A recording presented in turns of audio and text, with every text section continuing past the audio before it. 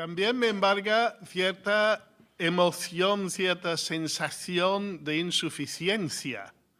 No sé si os ocurre a los demás que sois predicadores. Yo nunca predico sin tener esta sensación, y eso ahora bromas aparte, nunca predico sin sentirme a veces profundamente insuficiente.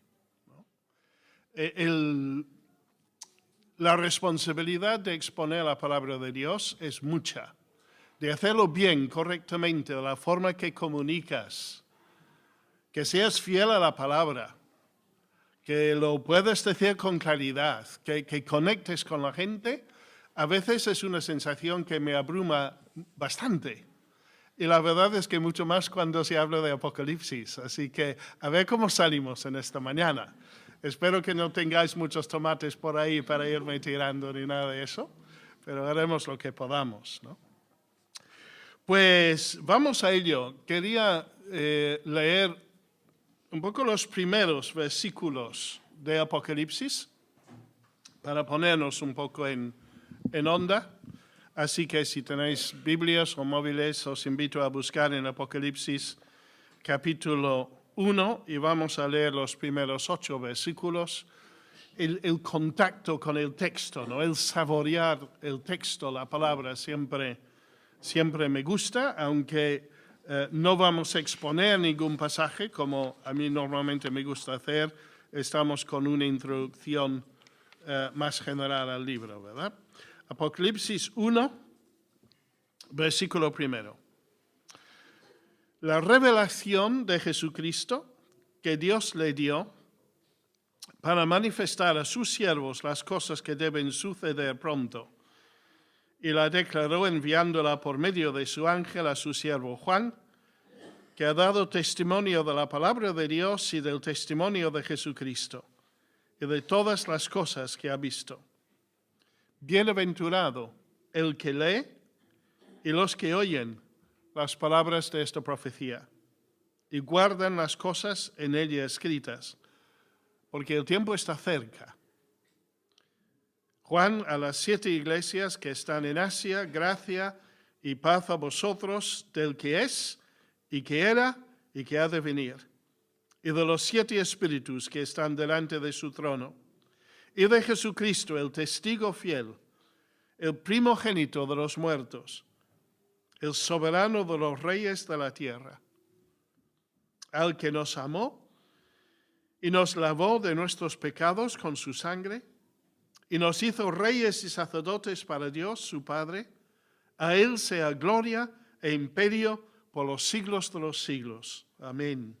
He aquí que viene con las nubes, y todo ojo le verá, y los que le traspasaron, y todos los linajes de la tierra harán lamentación por él. Sí, amén.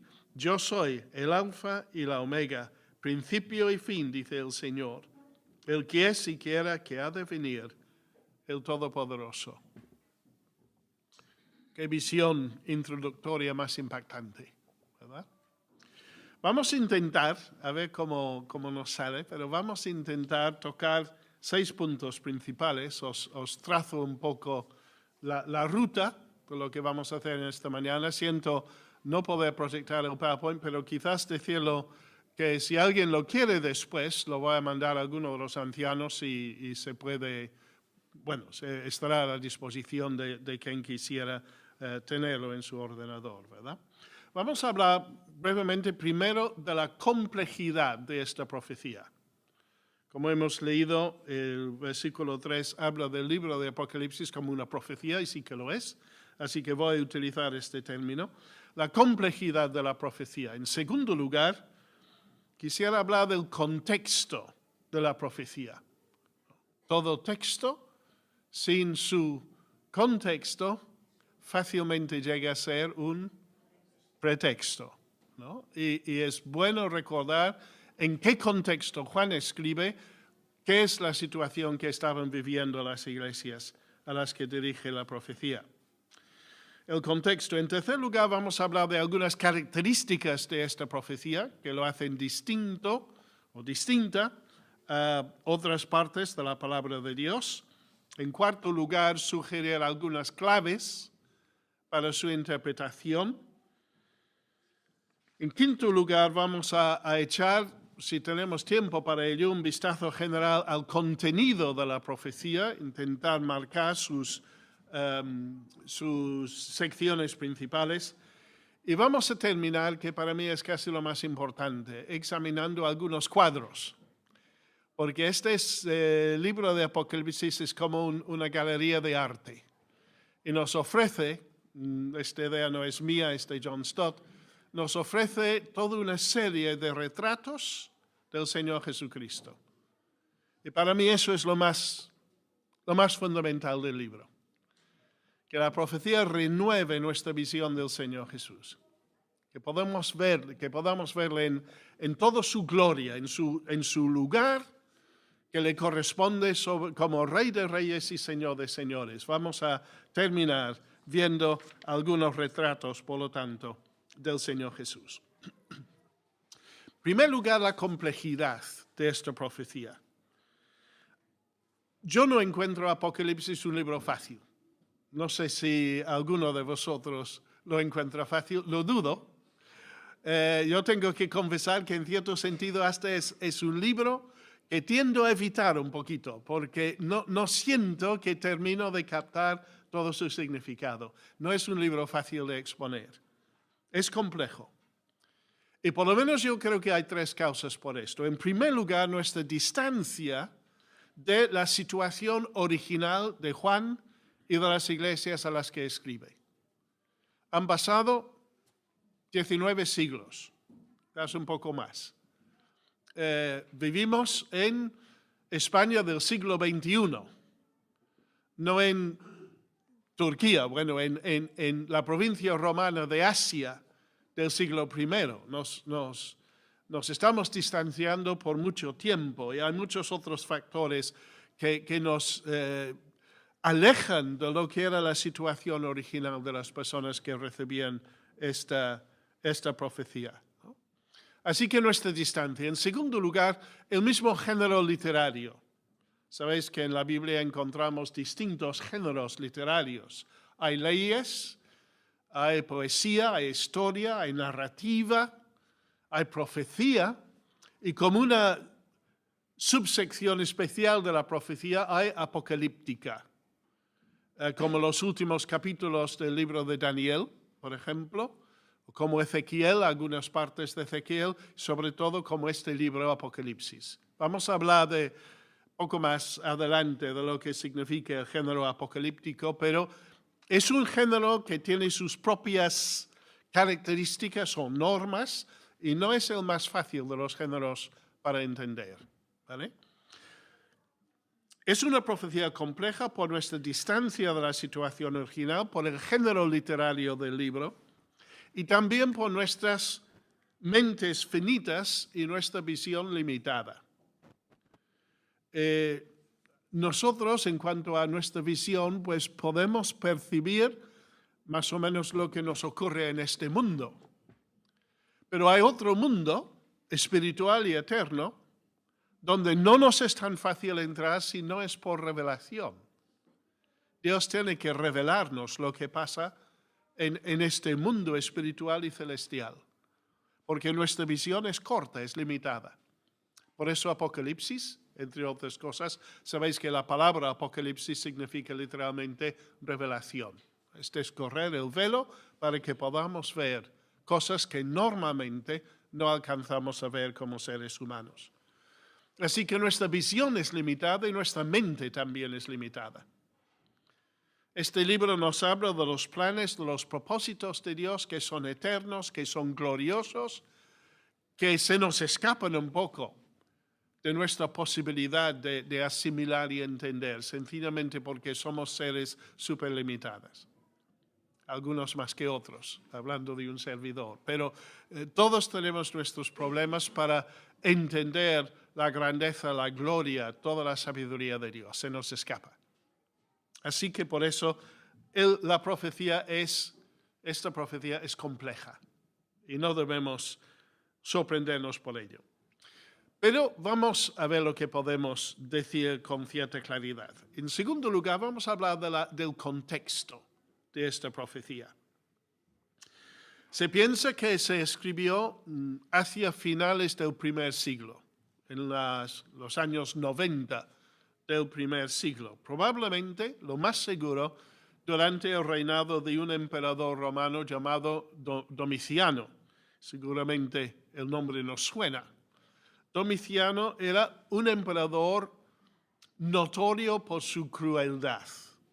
Era un tirano, no era la excepción en este sentido, pero él destacaba un poco por ello, ¿no? Utilizaba el terror como táctica para mantenerse en el gobierno de su vasto imperio, como una forma de mantenerse en el poder. Y inauguró una política de hostilidad contra el cristianismo.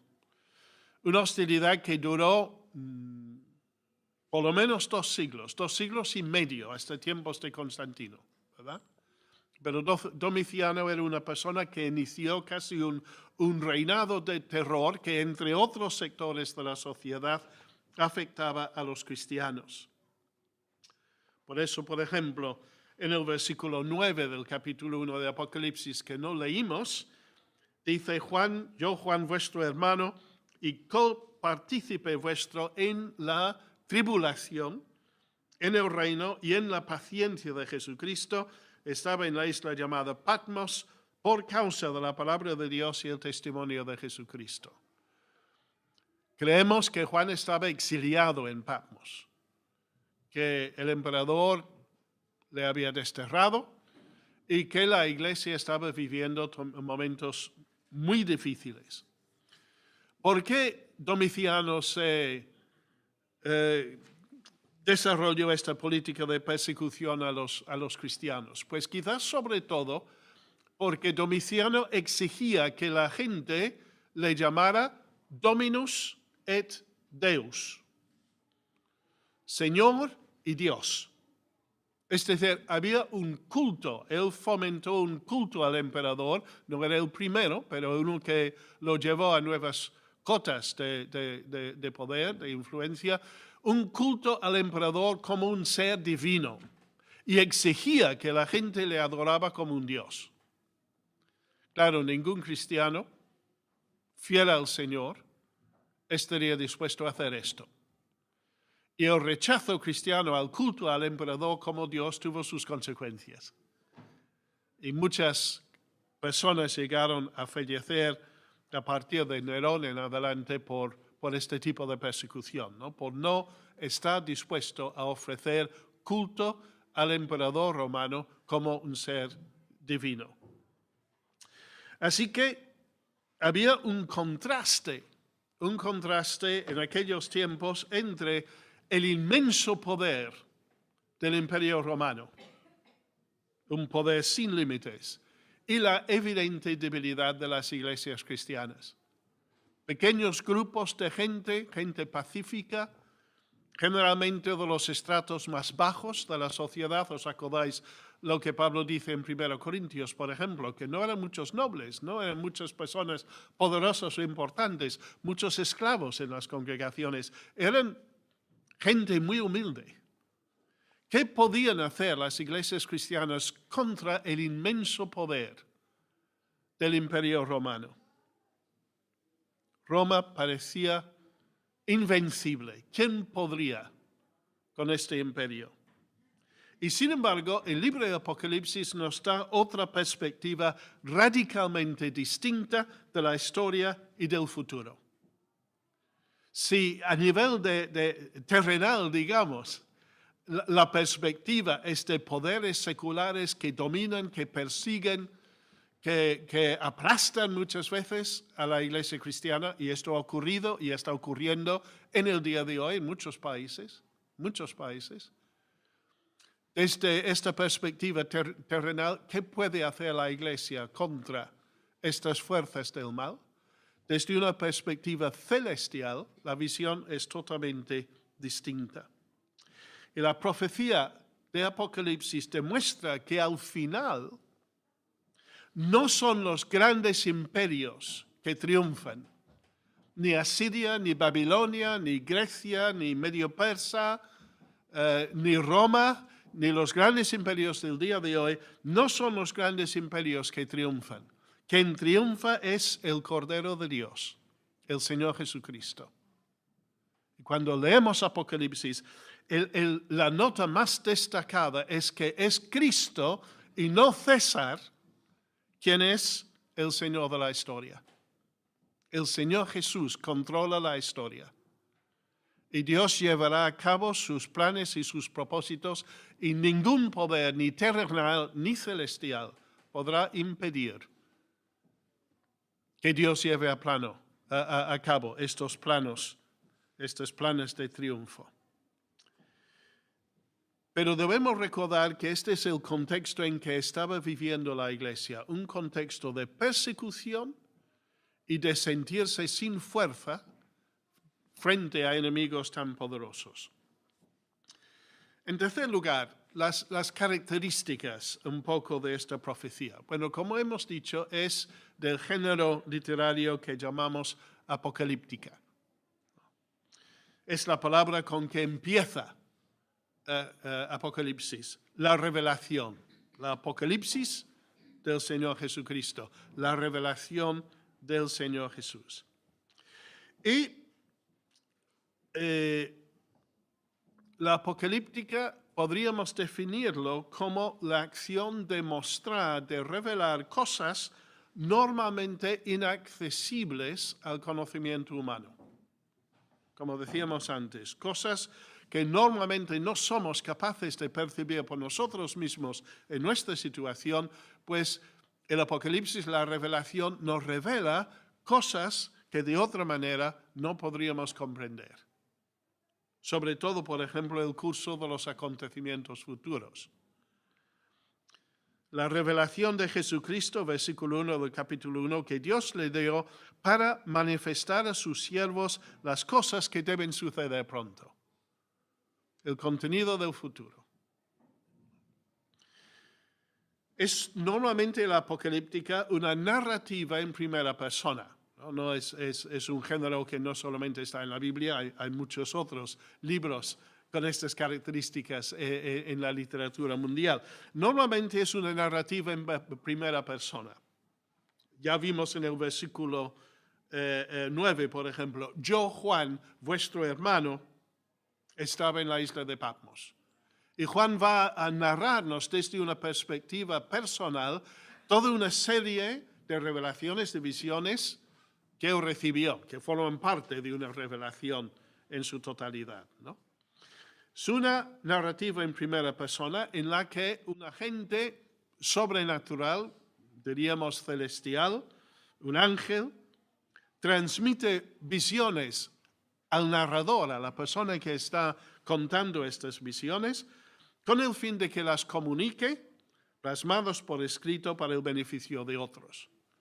Inicialmente aquí a las 7 iglesias de Asia, pero este libro ha traído muchísima bendición a muchísimos cristianos a lo largo de la historia hasta el día de hoy, ¿no? Otra característica, por lo tanto, de la profecía, el uso de símbolos e imágenes gráficas en la profecía para comunicar a los lectores realidades celestiales, realidades eternas, que de alguna forma son difíciles para captar desde nuestra perspectiva terrenal. Y para ayudarnos a entender algunas de estas maravillas celestiales, Juan a veces utiliza un lenguaje que es muy simbólico, que es muy gráfico, que utiliza muchas imágenes, pero que tenemos que tener mucho cuidado de no necesariamente interpretar en el sentido más literal. Entiendo yo.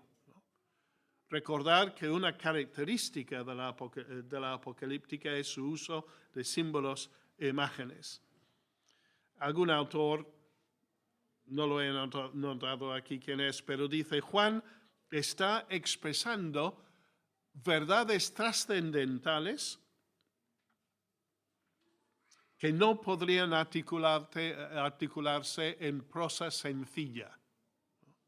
Tiene que utilizar otro tipo de lenguaje para que podamos entender o de alguna forma captar cosas que van más allá de nuestra experiencia humana y que tenemos mucha dificultad en asimilar. Ahora, la finalidad de esta revelación no es animarnos a la especulación. No es para que pasemos días, pues, intentando hacer que todo encajar y sacando números, y mucha gente ha intentado en base a Apocalipsis, pues incluso fijar una fecha para el momento en el que el Señor Jesús va a volver. Pues hay gente que se obsesiona un poco con estas cosas, ¿no? Pero la finalidad de la revelación de Apocalipsis no es animarnos a la especulación, sino que es moldear nuestro pensamiento y nuestra conducta. Apocalipsis está lleno de llamadas al arrepentimiento, por un lado, y a la fe perseverante, por otro lado. Es un libro que quiere afectar nuestra conducta diaria, no que nos entretengamos en una serie de especulaciones sobre su posible significado. Es para ayudarnos a entender que el Señor está en control, que está llevando a cabo sus planes y que aunque las presiones pueden ser tremendamente fuertes en algunos momentos, estamos llamados a seguir fieles al Señor. Y si hay aquello en nuestras vidas que nos está apartando de Él, es urgente arrepentirnos y volver a Él y seguir perseverando en nuestra fe. Es una fidelidad no especulativa, sino muy práctica que tiene este libro, ¿verdad?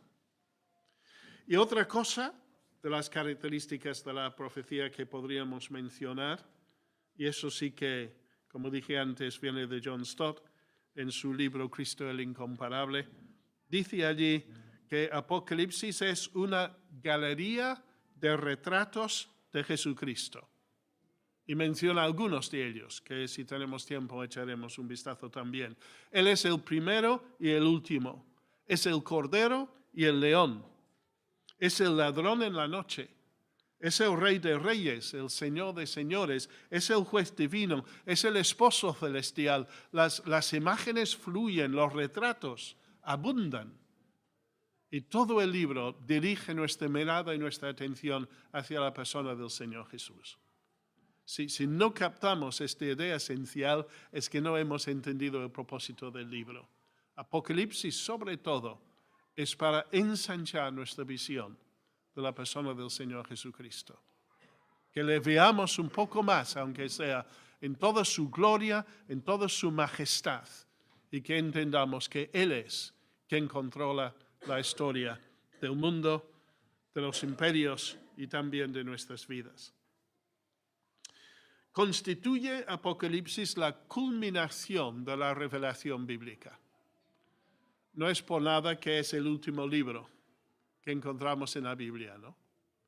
Porque es en Apocalipsis donde la historia que empezó en Génesis 1 y 2, en el huerto de Edén, ya por fin completa el círculo y llega a su final. Ya os acordáis que como en Apocalipsis 21 y 22 estamos de nuevo en aquella escena, pero ya en un nivel mucho más elevado.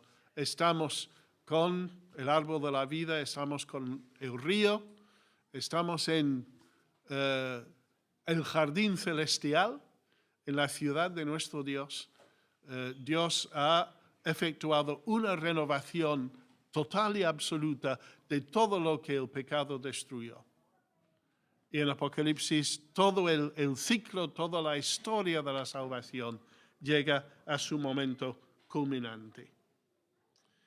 Nos enfoca nuestra mirada hacia los movimientos finales del plan de salvación de Dios y la eternidad de gloria y gozo que espera a su pueblo. Apocalipsis es el libro de la victoria de Cristo.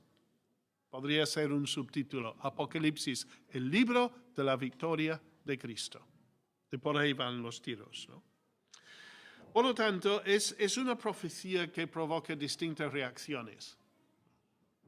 Algo de eso dije antes, pero por un lado puede haber una obsesión con el libro, un deseo de averiguar, de sistematizar todos los detalles, de construir una estructura perfecta, de entender todas las imágenes, los símbolos que hay. Hay personas que pueden llegar a obsesionarse con el libro. Por otro lado, puede haber personas que se sienten tan incómodas con todo el simbolismo de Apocalipsis que les entra una cautela excesiva, eso un poco puede ser mi caso, que nos alejamos de Apocalipsis y no nos damos cuenta, nos olvidamos de que este libro está en la Biblia para algo. Es para que lo leamos, es para que intentemos captar su mensaje. Dios nos lo ha puesto aquí para que meditemos en ella y reflexionemos en ella. Y enhorabuena por haber dedicado tiempo como iglesia a estudiar este libro. Así que no debemos caer en ninguno de los dos extremos, ni una obsesión con Apocalipsis, pero tampoco un alejamiento de un libro que se nos antoja demasiado complicado, ¿verdad?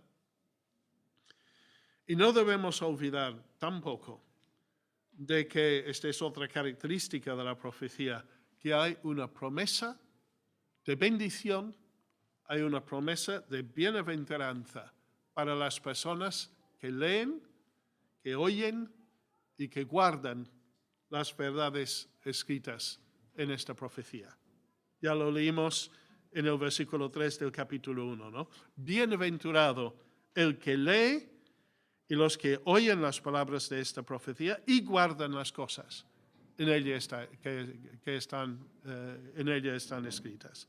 Así que hay bendición por dedicar tiempo a Apocalipsis, con humildad, con cautela, pero buscando estar abiertos a lo que nuestro Dios quiere decirnos a través de este libro.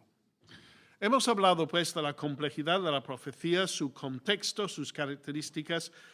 Brevemente, 3 o 4 claves para ayudarnos a entenderlo. Primero, el simbolismo de Apocalipsis ha de ser entendido, pero no tanto visualizado.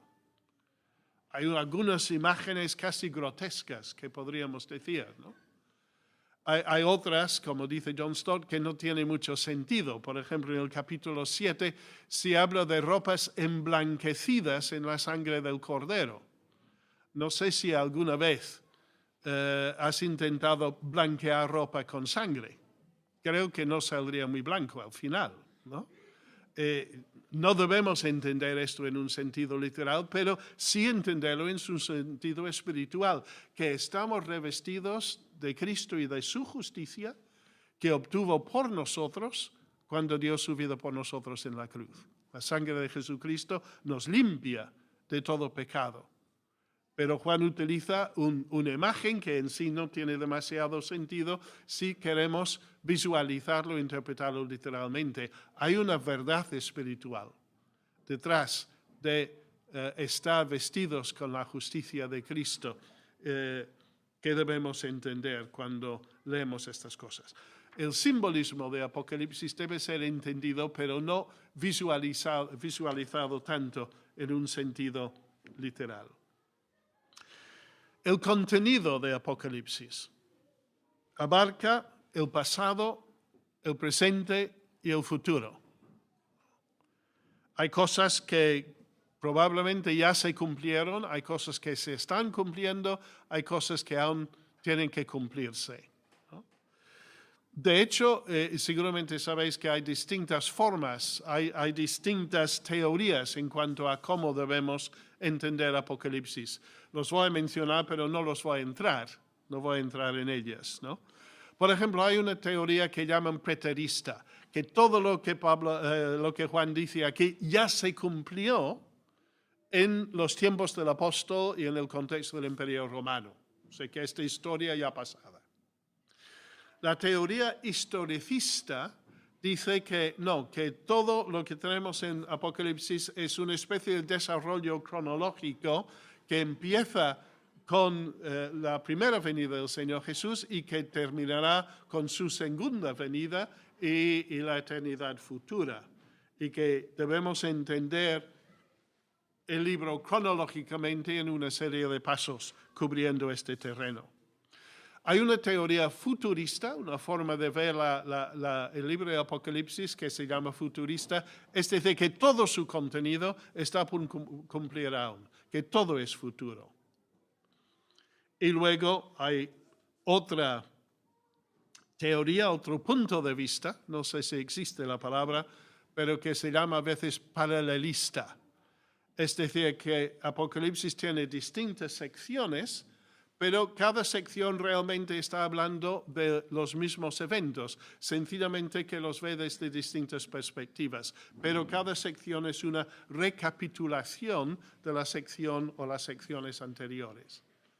Bueno, seguramente que allí os he liado totalmente, no os preocupéis, no es de eso que vamos a hablar ahora. Hay libros muy buenos. Por ejemplo, el doctor Carballosa ha escrito un libro sobre Apocalipsis con mucho detalle y allí podéis profundizar si queréis tener sobre todo un enfoque, probablemente lo pondríamos dentro del apartado futurista, ¿no? Pero es un estudio muy profundo, mucho más profundo de cualquier cosa que yo podría decir. Pero allí no quiero entrar. Sí enfatizar que el enfoque primordial de Apocalipsis es celebrar la victoria de Dios frente a enemigos terrenales y celestiales, pero sumamente poderosos. Enemigos que sin embargo terminarán derrotados y destruidos. Apocalipsis es sobre todo un mensaje de ánimo, de consuelo, para una iglesia en los tiempos de Juan perseguida y atribulada. Y para la iglesia de Cristo a lo largo de la historia, que siempre tiene algunos de estos rasgos, ¿no? En el mundo tendréis tribulación, dijo el Señor Jesucristo. Pero, tranquilos, yo he vencido al mundo. Eso es la verdad que está comunicando Apocalipsis, ¿no? Cristo ya ha vencido y su pueblo está llamado a compartir su victoria. Y eso viene una y otra vez a lo largo del libro. En la Segunda Guerra Mundial hubo dos fechas, por lo menos desde una perspectiva británica, me tenéis que perdonar aquí, que se ha celebrado mucho. Uno era lo que llamaban el día D, que era el día del desembarco en Normandía. El otro día era el día V, el día de la victoria. Entre el día D y el día V, pues hubo, si me acuerdo bien, casi todo un año, ¿no? El día D fue en junio, el 6 de junio, si me acuerdo bien, de 1944. El fin de la guerra no vino hasta, creo que era abril o mayo del año siguiente, por lo menos en cuanto a la batalla contra Alemania, ¿no? El día D, el día del desembarco, realmente señaló el principio del fin. Cuando los aliados irrumpieron en la fortaleza construida por Alemania en Europa Occidental, penetraron en Francia y desde aquel momento pues hubo un avance constante hasta el corazón de Alemania, ¿no? El día D era el día cuando realmente la victoria ya era segura, pero no era completa hasta el día V.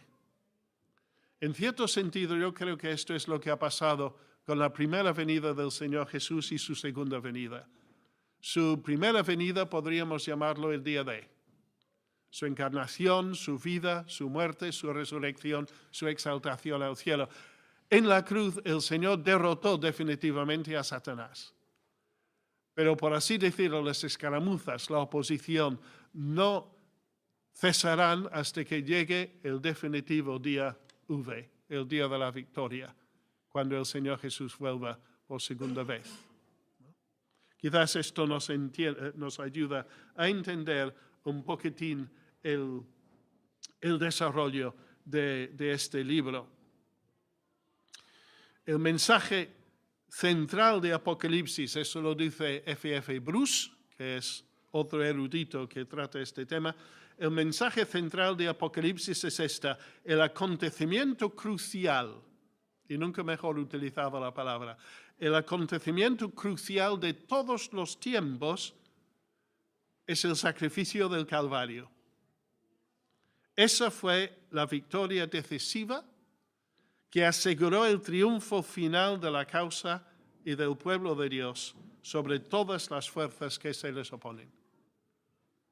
Y allí en Apocalipsis 5 se nos habla del león de la tribu de Judá que ha vencido. Y cuando miramos a verle, resulta que es un cordero inmolado. Porque en el Calvario el Señor Jesucristo obtuvo la victoria definitiva sobre Satanás.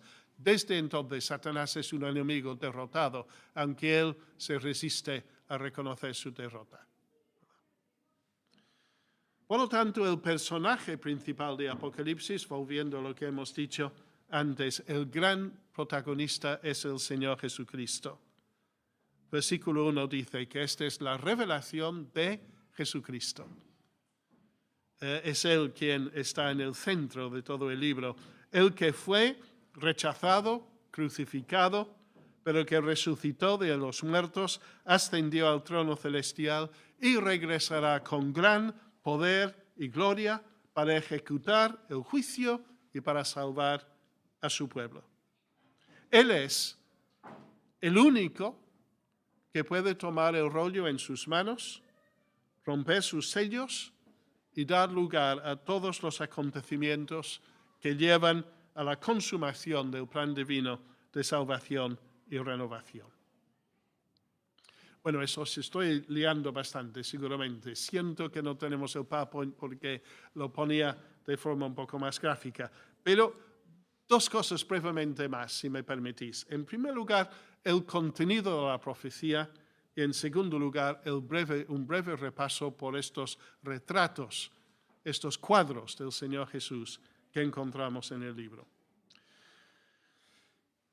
Hacer un bosquejo, una estructura de Apocalipsis, pues cada uno puede hacerlo a su manera. Yo he encontrado útil, voy a mencionar dos. En primer lugar, uno que habla de tres grandes secciones en este libro, en esta profecía.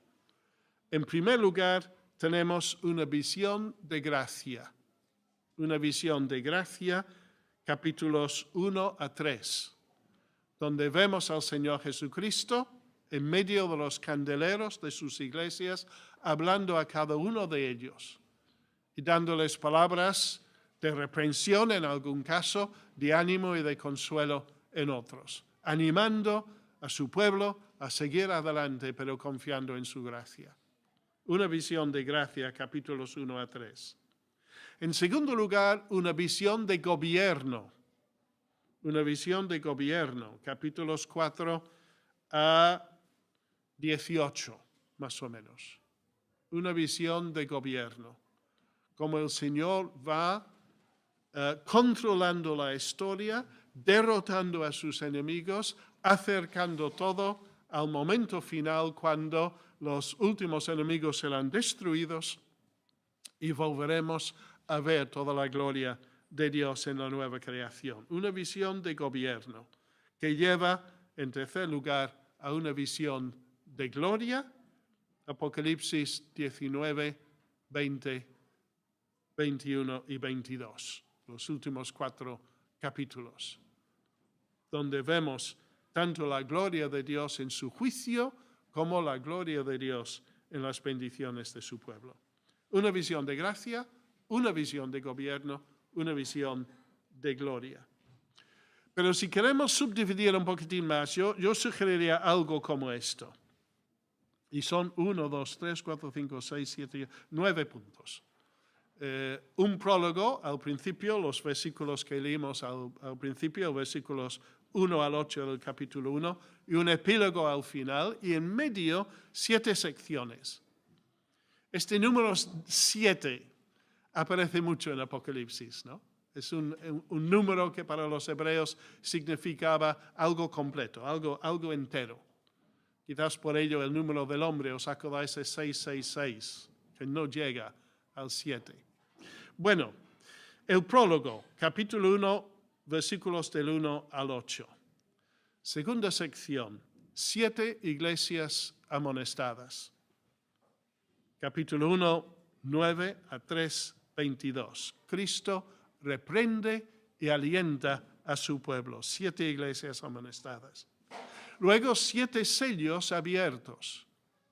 capítulo 4, versículo 1 hasta capítulo 8, versículo 5, el Señor Jesucristo demostrando su control sobre la historia, abriendo los sellos, dando lugar a distintos acontecimientos según los propósitos de Dios. 7 sellos abiertos.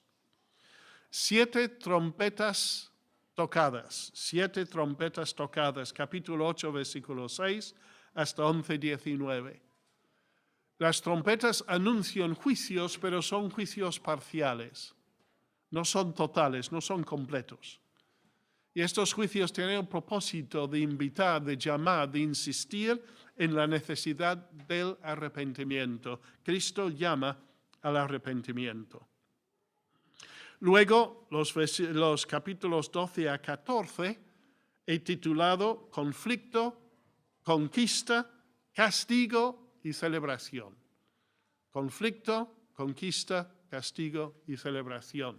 Aparece el dragón, aparecen las 2 bestias, aparece la Gran Babilonia. Hay conflicto, pero el Señor triunfa. Y hay castigo y celebración. Capítulos 12 a 14. Luego 7 copas derramadas. 7 copas derramadas, capítulo 15 y 16. Y en medio el Señor dice, yo vengo como ladrón en la noche. Cristo viene sorprendentemente, inesperadamente, para juzgar. Y las 7 copas son ya copas de un juicio total, no parcial como las trompetas, sino de destrucción casi absoluta. Capítulos 7, 17 a 20, conflicto, conquista, castigo, celebración, otra vez, los mismos elementos. Conflicto, la victoria de Cristo, el castigo, el juicio del gran trono blanco y la celebración de las bodas del Cordero. Conflicto, conquista, castigo y celebración. Cristo triunfa definitivamente sobre Satanás. Y eso da lugar a un cielo nuevo y una tierra nueva. Cristo reinando en medio de su pueblo.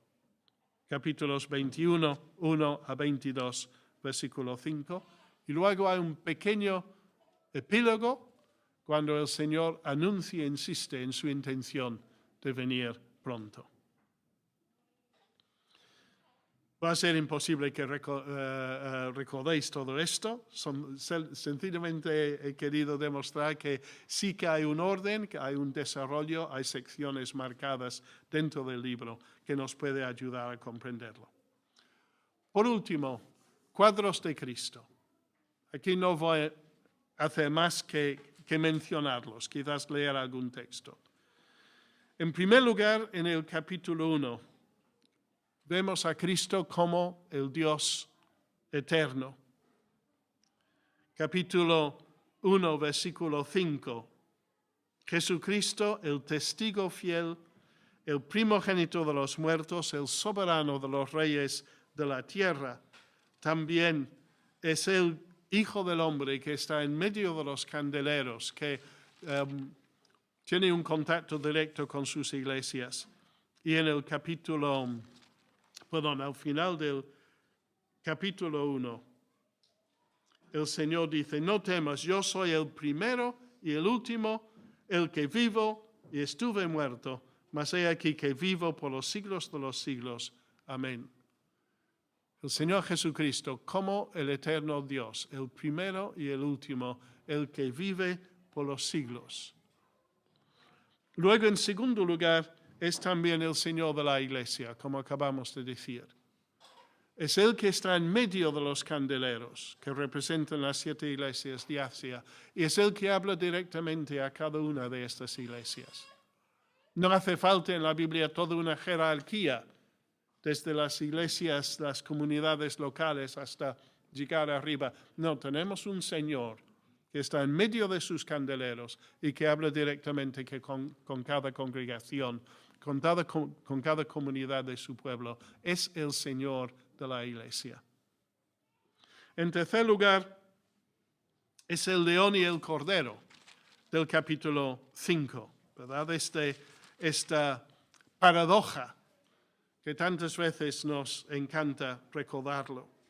No llores, dice uno de los ancianos a Juan. He aquí que el león de la tribu de Judá, la raíz de David, ha vencido para abrir el libro y desatar sus 7 sellos.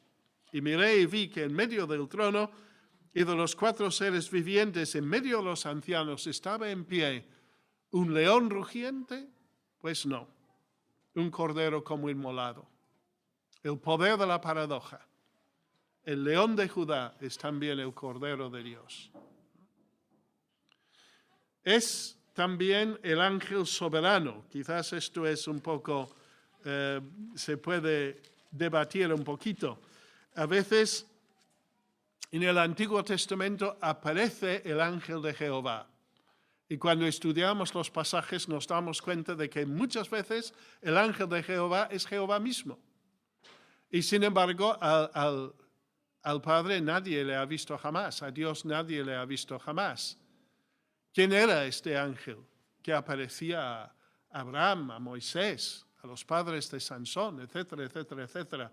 Pues llegamos a la conclusión de que el ángel de Jehová en el Antiguo Testamento, en términos generales, es el Señor Jesucristo, en una aparición antes de su encarnación, pero es el persona del Señor Jesús, porque es Él siempre que revela al Padre. Y en el capítulo 10 de Apocalipsis leemos: vi descender del cielo a otro ángel fuerte, envuelto en una nube con el arco iris sobre su cabeza, su rostro como el sol, sus pies como columnas de fuego, las mismas imágenes que encontramos en el capítulo 1. Tenía en su mano un librito abierto, puso su pie derecho sobre el mar y el izquierdo sobre la tierra, ¿no? El ángel soberano de Dios, el Señor Jesucristo, llevando a cabo los propósitos del Padre. En el capítulo 19, en el contexto de la última batalla contra Satanás,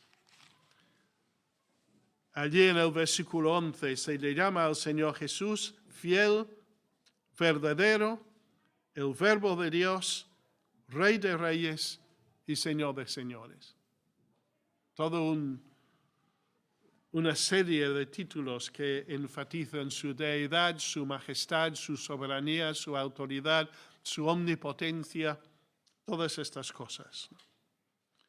En el capítulo 19, 21 y 22, así de una forma un poco indirecta, se le habla como el esposo de la iglesia, ¿no? La iglesia es la novia del esposo y viene preparada y ataviada para las bodas del Cordero. Cristo es el esposo de la iglesia. Pero cuando llegamos al capítulo 22, hay 3 títulos más que quisiera destacar. En primer lugar, capítulo 22, versículos 12 y 13, dice el Señor Jesús: he aquí yo vengo pronto, y mi galardón conmigo para recompensar a cada uno según sea su obra. Yo soy el Alfa y la Omega, el principio y el fin, el primero y el último. La misma descripción que Dios el Padre utiliza de sí mismo en el capítulo 1. Los mismos títulos aplicados al Padre y al Hijo. En el mismo capítulo leemos versículo 16. Yo, Jesús, he enviado mi ángel para daros testimonio de estas cosas en las iglesias. Yo soy la raíz y el linaje de David, la estrella resplandeciente de la mañana.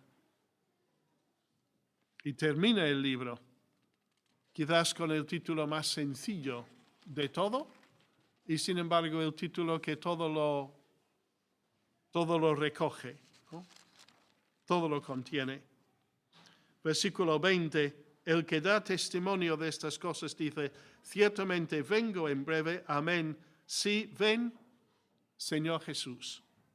Versículo 21, la gracia de nuestro Señor Jesucristo sea con todos vosotros. Señor Jesús. El título más sencillo y sin embargo el título que todo lo abarca, ¿no? Él es el Señor.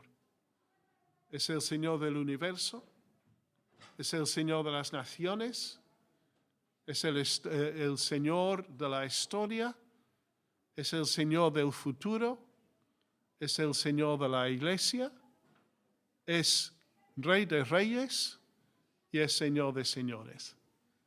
Y aunque sea tan sencillo, cuando decimos, ven, Señor Jesús, le estamos dando el título más sencillo, pero más grandioso que podemos darle. Cristo es el Señor. Y cuando el Padre le exalta, según Filipenses capítulo 2, le da este nombre que es sobre todo nombre, ¿no? Por lo cual Dios también le exaltó hasta lo sumo, le dio un nombre que es sobre todo nombre, para que en el nombre de Jesús se doble toda rodilla de los que están en los cielos y en la tierra y debajo de la tierra, y toda lengua confiese que Jesucristo es el Señor, para gloria de Dios Padre. ¿Qué decir entonces de Apocalipsis? Pues quizás me vais a decir, pues no he aprendido mucho nuevo en cuanto al contenido del libro en el día de hoy. Claro, difícil es en una introducción entrar en los detalles, y habiendo estudiado el libro, pues lo habréis visto en más detalle, ¿no? Pero creo que lo grandioso, lo importante es lo que venimos enfatizando. El libro de Apocalipsis es un libro acerca de la persona del Señor Jesucristo. Es un libro que habla de quién es Él y de cómo Él controla totalmente todas las circunstancias del pasado, del presente y del futuro. Es el que es Rey de Reyes, es el que es Señor de Señores. Y eso tiene que darnos a su iglesia, en nuestro caso viviendo en una situación privilegiada donde poco es la persecución y la tribulación que sufrimos, aunque puede ir a más mientras se transcurre el tiempo. Hay otras partes de la Iglesia de Cristo en el mundo, como dijimos antes, que están sufriendo muchísimo. Pero el Señor Jesucristo está en el control y este hecho nos proporciona una seguridad absoluta. ¿Qué pues diremos a esto? Si Dios es por nosotros, ¿quién contra nosotros? Aún todas las dragones y bestias y imperios reflejados en Apocalipsis, si Dios es por nosotros, ¿quién contra nosotros? El que no escatimó ni a su propio Hijo, sino que le entregó por todos nosotros, ¿cómo no nos dará también con él todas las cosas? El futuro glorioso que espera la iglesia de Cristo, cosas que ojo no vio, ni oído oyó, ni han subido al corazón del hombre, son las cosas que Dios ha preparado para su pueblo. ¿Quién acusará a los escogidos de Dios? Dios es el que justifica. ¿Quién es el que condenará? Cristo es el que murió, más aún el que también resucitó, el que además está a la diestra de Dios, el que también intercede por nosotros. ¿Quién nos separará del amor de Dios, del amor de Cristo? ¿Tribulación o angustia, o persecución, o hambre, o desnudez, o peligro, o espada? Como está escrito, por causa de ti somos muertos todo el tiempo, somos contados como ovejas de matadero. Antes, en todas estas cosas, somos más que vencedores por medio de aquel que nos amó. Por lo cual estoy seguro que ni la muerte, ni la vida, ni ángeles, ni principados, ni potestades, ni lo presente, ni lo porvenir, ni lo alto, ni lo profundo, ni ninguna otra cosa creada nos podrá separar del amor de Dios, que es en Cristo Jesús, Señor nuestro. Este es el mensaje de Apocalipsis. Este es el mensaje fundamental del libro, lo que Pablo dice en Romanos 8. En Cristo Jesús, nuestro soberano Señor, tenemos una seguridad absoluta de llegar a la ciudad celestial y de experimentar todas las bendiciones que Dios ha preparado para los que le aman. Vamos a tener una oración. Me he pasado un poco soberanamente también de la hora, pero bueno, Vosotros sois muy pacientes y muy bondadosos. Señor, muchas gracias. Gracias por ti. Gracias por tu Hijo amado, nuestro Señor Jesucristo, el León de Judá, el Cordero de Dios, el Señor de la historia, Alfa y Omega, principio y fin, el que vive y estuvo muerto, pero ahora vive por los siglos. Y gracias porque en su amor estamos totalmente seguros. Señor, te bendecimos. Confesamos que a veces hay cosas de tu palabra que nos cuesta trabajo comprender y entender, pero queremos quedarnos con esta visión del libro de Apocalipsis, de Cristo glorificado, de Cristo reinando, de nuevos cielos y nueva tierra, donde podemos servirle y servirte para siempre, bendecidos y disfrutando de todas las bendiciones que has preparado para los que somos parte de tu pueblo. Te damos las gracias. Nos encomendamos a ti en esta hora, en el nombre de nuestro Señor Jesucristo. Amén.